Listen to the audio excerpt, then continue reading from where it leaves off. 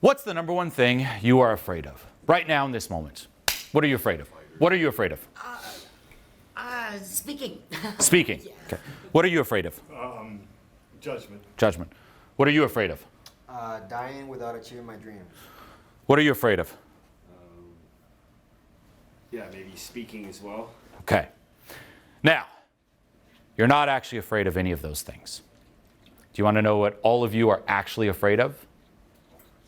A feeling. It's more than a feeling. A feeling. You're not afraid of speaking. You're afraid of the feeling or whatever might be getting triggered within you around speaking. Hey, go speak in front of the crowd. I can't. The experience, the feeling experience is what you fear, not the speaking itself. The same with people like, I'm scared of getting rejected. No, you aren't. You're scared of sitting with the feeling that might get poked at or activated when you get rejected. But in the end, all of your fears, all of them, come down to a basic feeling. You not willing to sit with something that might not be comfortable, that might be a little too intense. That's really what it comes down to. And this is why I keep talking about letting go. It's letting go of your resistance around feeling. Now, one great exercise that I give my mentoring clients, and it is an exercise that's popular in the whole self-help world, is a cold shower. Now, how do people approach a cold shower? Right? You've heard this cold shower challenge. They turn on the cold, or they do a cold plunge. The water's there, and they hype themselves up. They're like, I don't wanna, but this guy on YouTube told me I should. Let's go! And they tense up, and they jump in, and they battle the cold. They're like, cold, cold, cold, and then they jump out. I did it. Now, you'll still get whatever health benefits from that. But the approach I give my clients is, don't do that. Instead, go into the cold and see how relaxed you can get. Because what happens? You walk into the cold and say the water is hitting your arm. Those are sensations of extreme cold where our default is to tense up and resist. No different than sensations that get triggered within you. Something gets triggered up, no. You stuff it right back down. So by practicing just in the cold, I'm tensing, to relax every muscle. And it'd be a great exercise for everyone here. Just go in and see how relaxed. Now, there might be some back and forth. You tense up a bit and you're like this kind of back and forth. Keep practicing and just relax into it. And get comfortable feeling sensations that aren't comfortable, just like the cold. And you'll notice that everything holding you back, I'm scared of this, I don't want to do this, if I do this, if I assert a boundary, it's not going to be comfortable. Now we're in an argument. No, stop resisting that. Stop living your life running away from and labeling certain sensations as bad and only wanting the good ones. The more you're able to sit with, experience fully what you previously weren't open to experiencing, the more your life will change. But it really all boils down to that. Right? Now, you said it's more than a fear. How so? Well, it's I'm. And pause, look at this. Paralyzed. Well, I'm paralyzed sometimes. Well, not now. Look, you're speaking in front of everyone. Yeah. Oh, wow. You did it. Your biggest fear. And look, you're just crushing it right now. Whoa. Why are you paralyzed? I think it was just the way I was brought up. You know, we were to be seen and not heard. That was a sign of the times back then. My parents had 5 girls, and we were very chattery and giggly, and my dad was just like, all right, just, knock it off, stop your giggling. And so we could never really, be ourselves around him, so. Do you still experience it to this day? I think that fear of speaking in front of people has always stifled me. I mean, I'm speaking now, but I don't know if I can stand up there and talk. Yeah. Let's find out. Come on up. Come on up. Now, I'll have you stand here. I will say, though, maybe in the back you didn't see the facial expressions, but I will say for you, based upon this, You were speaking quite well in front of everyone. And even when you were talking about like, oh, my sister's and giggly, you were smiling. Yeah. So how do you feel now? I feel Everyone's good. seeing you. Everybody's smiling. Thank you. I mean, wow. Well, they're smiling, but is that what they're actually thinking I within? don't know, but I'd rather see a smile. What's the worst case scenario you fear right now here?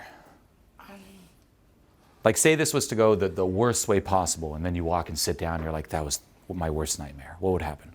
That I got no response at all Okay. by wanting to come up here and speak. But Well, let's do this. 30 seconds. I want blank facial expressions from everyone. No shift, no response, nothing. 30 seconds. What do you feel like sharing? what do I feel like sharing about them? Anything. You have 30 seconds to talk. About my childhood? About Uh-oh, it already started. Uh-oh. Jeez, oh peeps, I have no clue. Remember, no reactions, nothing. Quiet, blank stares. Maybe something I'm passionate about. You know, I do enjoy being around people. I always believed, I always have believed I'm a people person. I think sometimes I'm just really afraid of what they're thinking of me. What would be the worst thing? By the way, we can go back to normal here. Great job. Thank you. Did you all notice, and I purposely created this situation to trigger a little bit of that fear so we can work on it. Okay. So you noticed it come up from the start, right? It's a bit more bubbly, and suddenly it's like, nothing. Speak. About what? And you're like, oh, a little bit of that coming up. Great. Now, what would be the thoughts you'd be the most scared of them thinking? Oh, geez, she's not speaking really well. Okay. What else?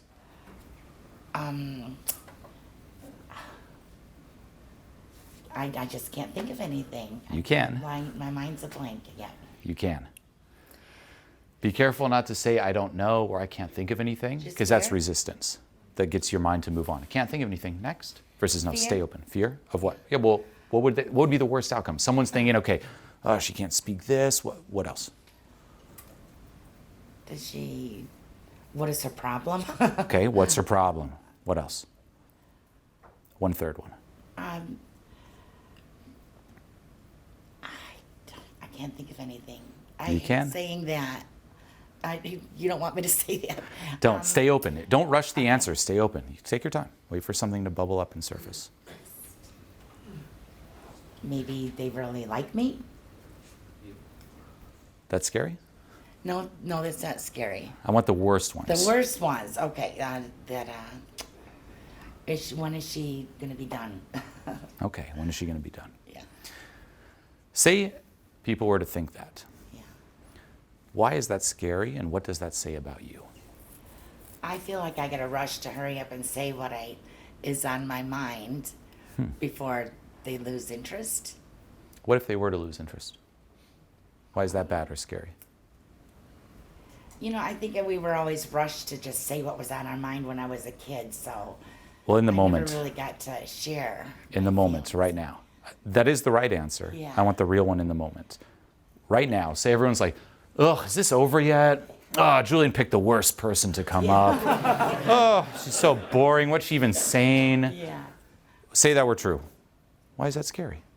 What sensations get activated within? Why is that uncomfortable I guess to sit with? It shouldn't matter, really, because, you know, that's... It shouldn't, that's but me. it does. Why? You're very good at giving the right answer. It's true, it shouldn't. But remember what I talked about before. There's the conscious you, kind of like the kid with the closet, saying, look, what's your name? Lori. Lori. It's like, look, Lori, it doesn't matter. Yeah, it doesn't. But speak to that inner child, that younger you who's like, yes, it does. And then ask it why. Because we were always told to stop talking. We were always told to stop giggling or shut up. That's where, not why. That's Okay. where did it come from versus why. What's the worst outcome that happens if that were to happen? Everyone thinks this, now what? What happens? Then I may not ever want to stand up in front of anybody again. Why? Yeah. Because Why are those Of not negative being- thoughts so scary? What do they say about you? the people maybe aren't interested. I don't know. The You do. people just- Let me phrase it this way. Say people right now, and this happens, think negatively of me. Why does it not affect me? Why does it affect you? And not from your past, because that is true. That's the conditioning that probably played a role in this. But in this moment specifically, what do I have that you don't have? More confidence Why don't you have more confidence? because of your experience. Nope. No. Experience can lead to compensating, not confidence.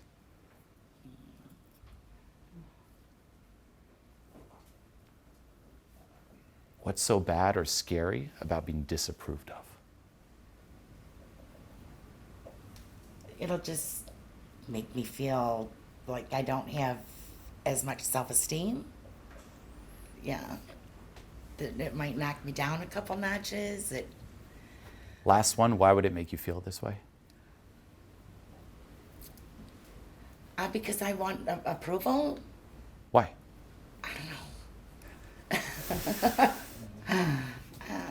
Maybe that's just what I'm seeking, that would be my fear of public speaking. Okay. So, first thing here for you and for everyone is do be careful of the voice of resistance. I don't know. I can't think of anything. Nothing's there. That'll happen. And then it will also try to keep you away from diving deeper. Meaning when I say why, technically you could say why. Well, due to my childhood. It's the right answer. So I keep saying you're giving the right answers, but I want the real answer. I don't want you to logically answer it from your current adult perspective. I want to talk to, you could say, younger Lori, who's just where this started coming up. Like, oh, I can't. Like, what are those fears, even if they don't logically make sense? And that's the thing. Whatever answer comes up, it doesn't have to logically make sense. For a lot of people, it's like, well, if I get negative approval, then it means I'm not good enough as a person. That could be. Oh, if I get negative approval, I'll get rejected and I'll be alone. If I get negative approval, it means I'm a bad person. I'm toxic. I don't want to be bad. Whatever it is. But first step is trying to introspect and go deeper, because the things that run you are out of your awareness. And they are, to be fair, hard to bring up. This does require practice and time. Yeah. I would even practice this after this event, where every now and then just sit down, and for all of you too, sit down with your biggest fears, the things that run you, and ask you why, why. And don't rush an answer, just stay open. Sometimes you might spend 5 minutes and nothing comes up. Just stay with it. Add this practice to your day-to-day life, you'll be surprised. Sometimes, boom, this one thing comes up, and you're like, whoa, I never even thought of that. Now, question for you. What would be the scariest thing to say or do up here? Talk. Again. Okay. Do you remember a time when you were young in your childhood where you were easily able to talk in front of people in a crowd? Yeah.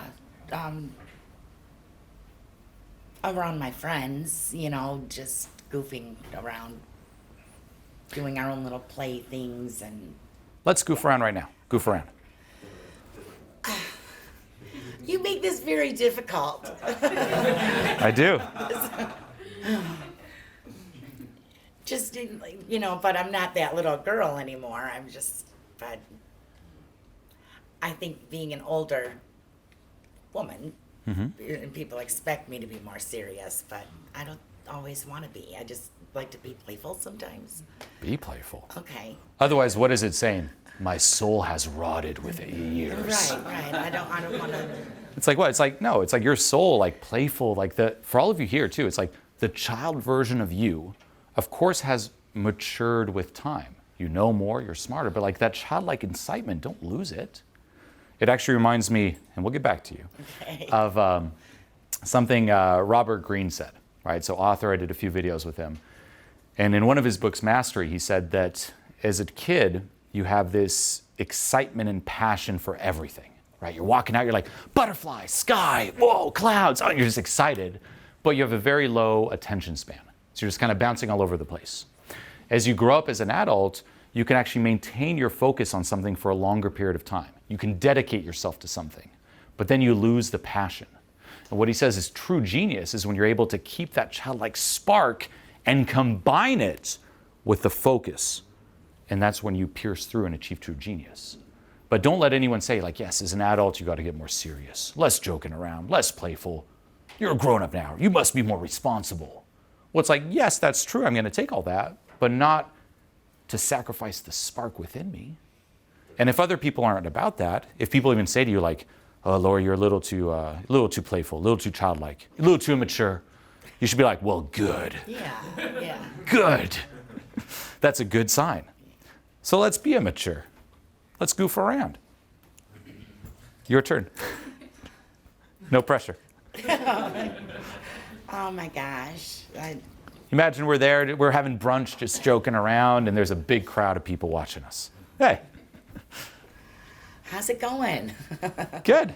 How are you? Yeah. Oh. Let's goof around, Lori. Let's goof around. Have you ever played patty cake? I have. Recently. With your daughter? Yeah. 2 days ago. Come on. Let's do it. Let's do it. Let's do patty That's cake. the goofing around? Yeah. Yeah. You're a grown man. Love being a kid with me.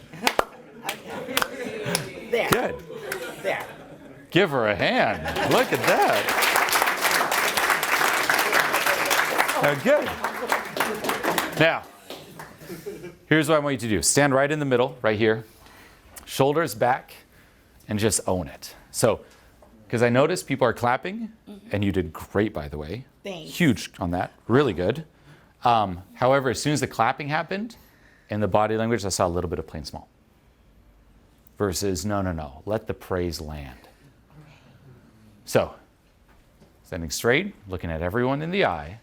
Let's do it again. Everyone give her a hand, and you just take it in. Now, one last adjustment. This is better, but I don't want no thank you. I want you arms down, open, silent and serious face, just taking it in. Eyes open, locking eyes. Let's go. Give her a hand. No thank you. Just. Okay. What comes up when you hear me tell you, you are amazing? What's that little voice saying? Great feeling. Wow. Thank you. There I go again. It's good to hear that stuff. Yeah. It's a good feeling. What comes up when you hear me say, you are good enough? That I am good enough? Do you believe me? I do. I want to, and I You want to? yeah, I Ooh. want to Why don't you? build. Why is there something to build? I'm working on it. There's nothing to work on. What does your mind say? Yes, there is. What? Ooh. Myself. Well, what specifically? Self-confidence. You are confident. I am. No. What's the voice saying? What's that voice saying? What's that voice saying? BS. Oh, well, yeah. I So remember, with this work, get in tune with the darkness. Get in tune with the doubt. That's where the work happens. yeah. Why don't you believe me when I say you are 100% confident? Because I've never been told that before. So I don't really believe that. What's missing in you for you to be confident? More self-esteem. What's missing in you for have more self-esteem? Probably the lack of having the right people around me.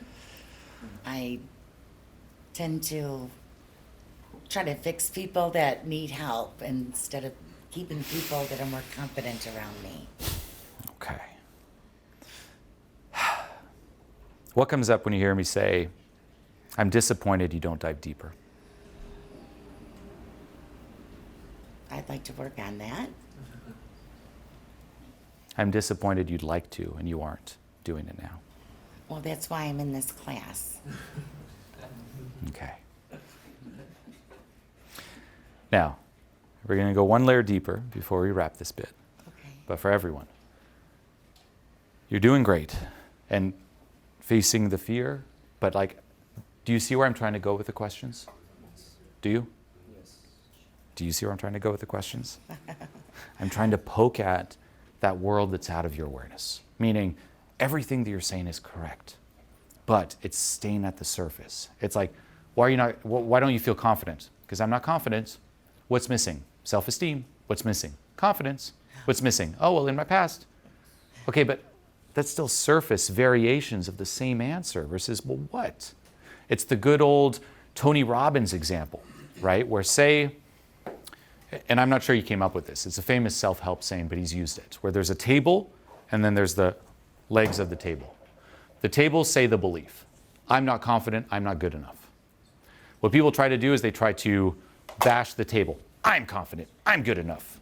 Never works. Instead, it's, well, what are the legs that are holding this belief alive? Get to those, whack them out, the belief's gone. I want to get to the legs of, I'm scared to public speak. I'm scared of being giggly. I don't have that full confidence I'm after. Well, what's keeping that alive? What are the legs? Why? Why are you not confident? Why are you not good enough? What is missing?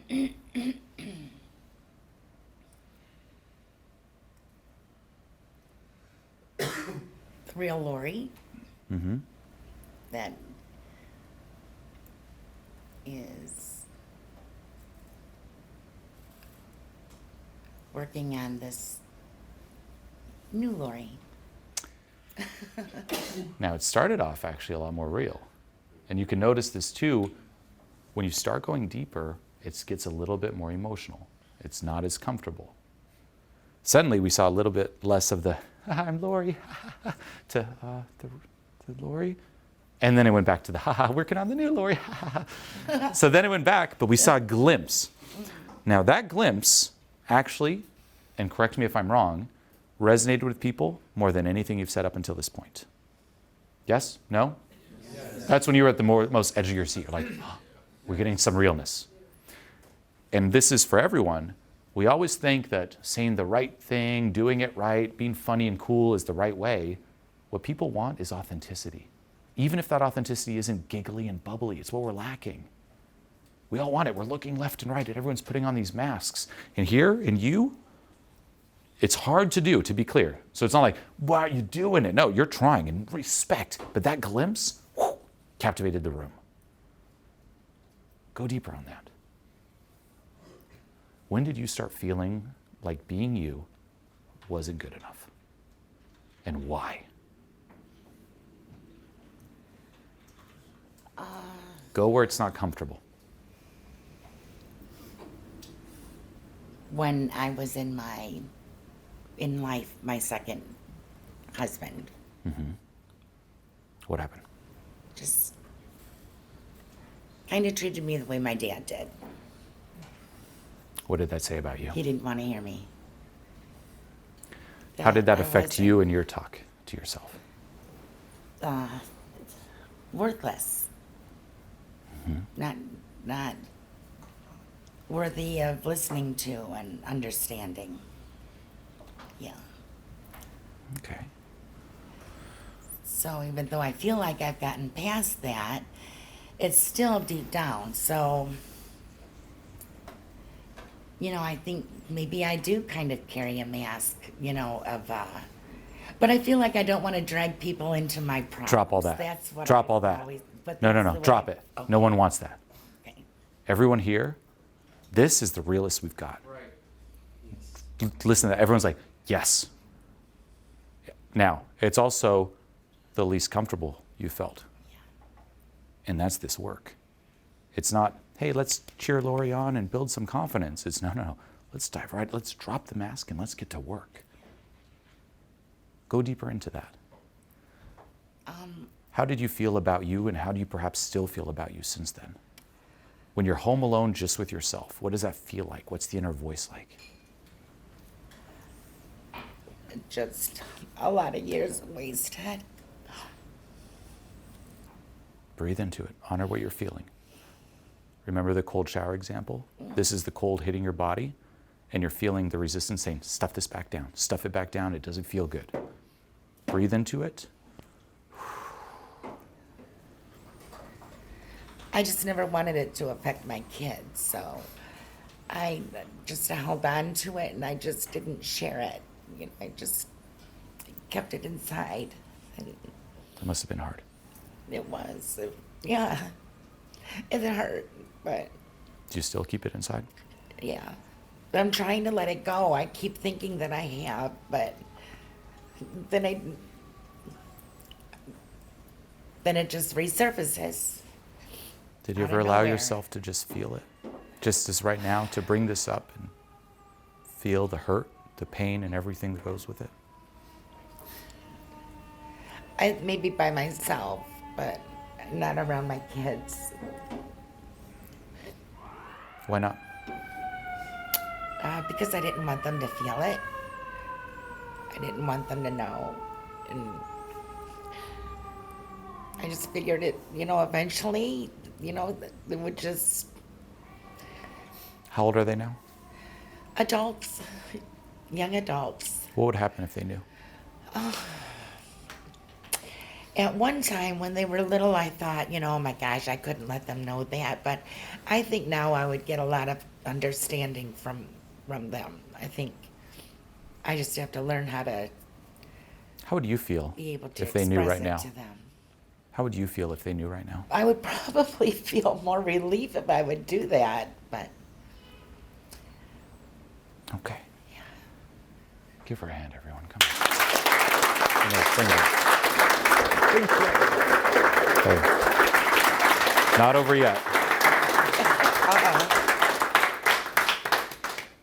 Now, from me to you, bottom of my heart, respect. Because you right now had the courage to dive in and face some real stuff. Yeah. And being honest, I didn't know if we'd go this deep or we even could. Because I was trying and it was kind of like going around the surface. You did it. Now, linking to your self-esteem and confidence, this is just one part. There's a lot of stuff like this you're going to have to dive into. With this specific thing here, there's two things. One is you're going to have to allow yourself to experience it and re-own it as a part of you. Meaning, in situations like this, because it's so uncomfortable and it challenges us, we tend to stuff it down. And it's easier to be like, a part of us knows it happened, but like, I'm just not going to make this a part of me. I'm not going to make this a part of my identity. Now, logically, that seems good, right? Hey, I wasn't treated right. I'm not part of my identity. That didn't happen. I'm Lori. See? But because it actually did, you're creating a split within. And we all have a split. The things that are acceptable within us, thoughts, emotions, experiences, aspects, and things that aren't. The more you create this split, the bigger the split, the lower your self-esteem and confidence. Re-owning doesn't mean approving. It doesn't mean, hey, this is great, so on and so forth, but it means feeling and acknowledging that this is me. Letting go of the resistance around experiencing and owning certain things within. So on your end, this is just first part. You work with yourself is at home. It's bring this up. Start breathing into it. I have many videos and meditations online. I'd suggest doing too, where it's like, I'm going to experience what I didn't allow myself to previously experience in order to survive and get through this. Now, the next step is once you experience this within yourself, that's the relationship with you, then you can choose with your children if you want to share this or not. There are things that you don't have to share with anyone else, by the way, to be clear. I am a believer that having a personal, private life that you don't share with anyone, as long as it's not a huge one, is still healthy. It's still good to have things that are just for you. But if there are some big things that are just always on your mind, just always popping up, it can sometimes be very helpful to put it out there, especially if it makes you feel like you and your children talking, it's like, hey, I'm with them, especially now as adults, but there's this big secret I'm hiding. And it kind of puts this barrier between I can just be me with them. If that's the case, it can be helpful to put it out there. And with situations like that, not always, but in a lot of cases, I've seen that because you're not the first who had a situation like or talks about things like this. It's what's most personal is most universal. But I've seen it where we think, oh, the kids don't notice, but they totally noticed. And maybe on their end, hearing it or seeing someone acknowledge it can also help relieve them. Now, not always. That's for you to decide. I don't know your situation in detail. This is just me speculating based upon the information. So with whatever I tell you, and this is for all of you, any advice, anything I ever tell you, listen to yourself first. You know you better than me. I'm just making suggestions. Take what clicks, discard what doesn't, and it's okay if you discard advice and things I say. It's okay, because you know you. But sometimes I will say something that just really clicks, and you're like, yes, hang on to that. So for you, here are some of the things thrown at you. Take what clicks, discard what doesn't. Okay. But the confidence you're looking for doesn't come from, building it. It's about letting go of this. Like you just said, if I was able to just kind of re-own this, I'd feel relieved. Yeah. What did we talk about before? Relief, belonging within, confidence. The more you're able to feel like everything, like it's okay to be me. It's okay to have experienced what I experienced. It's okay to feel what I'm feeling. It's okay to think what I'm feeling. It's okay. Now you're confident. And then you no longer depend on what anyone thinks. Because otherwise, if we have this split, here's acceptable, here's unacceptable, we try to compensate the acceptable. Maybe I'll make up for all this bad stuff by getting a lot of good external things. Never works, because it doesn't matter how much you get, you're still compensating. It's letting go of the resistance around that. So, for you, the number one thing, if there's only one thing you could take away from this, is dive into this right here, and then learn how to process it. At a most surface level, it's like the cold shower. Relax, breathe, and feel now what you might have not allowed yourself to feel back then. Yeah. And then to go deeper, I'd also suggest looking into letting go. Watch my videos online. I have a course called Transformation Mastery, which explains the details, but like processing this is your way out. Okay. But respect on doing this, and look at that. You came up in front of a crowd, you faced that fear, or more so, the feeling associated to that fear, and it's very easy to just do it right, but you did it real. And just notice the shift in the energy of the room. Does everyone feel it? Right? Very, very different. And why is there a shift? Because what's most personal is most universal. You are not alone. Everyone has versions of that, and you owning it here and honoring it gives them a little bit more permission to do it too. Yeah. Any last words? Thank you for listening to me. Well, thank you. Hey, amazing. Amazing. Amazing. It's these types of experiences, by the way, that I live for and why I do what I do. I love, of course, the talk and breaking down content and jokes and stuff, but the real work really begins here, and you all feel it. This is the real work. It's not comfortable, it's real, it's raw, and the beauty of it, and this is the approach I like to take, is, just as I said, filter everything that I say, listen to you first. And the work that I take my clients through is always giving you situations, exercises, or questions that allow you to realize the answers for yourself. And this is also a very important thing to take. No one can tell you what is running you. I cannot, because I'm not you. I can help you realize it for yourself, but I cannot tell you, and no one can. And be careful in your life moving forward thinking that someone might be able to. They can't. Only you can. You have to muster up the courage and willingness to open yourself up to what's going on there. And then externally, you can look for help, but only help in terms of people helping you realize it for yourself, not someone else doing it for you. And that, sadly, in the whole self-help spiritual world, can be a dark lane where people try to say certain things and it's not there and stuff. No, no, no. You realize it, you listen to you, but it is important to open yourself up to this. And it's this realness that we're after. The same, by the way, just with friendships and relationships. A big one what you mentioned too is I don't want to be a downer friend. I don't want to be a downer partner, et cetera, et cetera. And although yes, right, if you're like that all the time, sure, but sometimes even in just being this, like if you feel negative and you just own it, you're like, hey, I feel negative right now. People will actually appreciate the realness. And by actually owning it, you'll feel a little less negative because there's not the compounded resistance. And that's what screws us. We feel bad, and then we feel bad about feeling bad. And then what happens? We feel bad about feeling bad, about feeling bad, about feeling bad, about feeling, and it just spirals out of control. Versus, no, here's how I feel, here's what's up. And if it's your true friends or family members or partner, if you are only loved by them or accepted by them when you're feeling good, that's not a true friendship or relationship. It's the whole, I'll love you at your best and your worst. That's the type of people you should surround yourself with. And it's also why, and it's sad to hear, but less and less people have people in their life who they can truly confide in and open up to. You might have friends you go out with and party with, or work friends, or whatever, activity friends. But who can you truly call up and say, hey, there's this serious thing going on? And just vent to, or cry it out to. If you have no one, well, hey, number one, you have you, never forget that. But then it's a sign that, hey, I better start working on finding some real people, some real friends.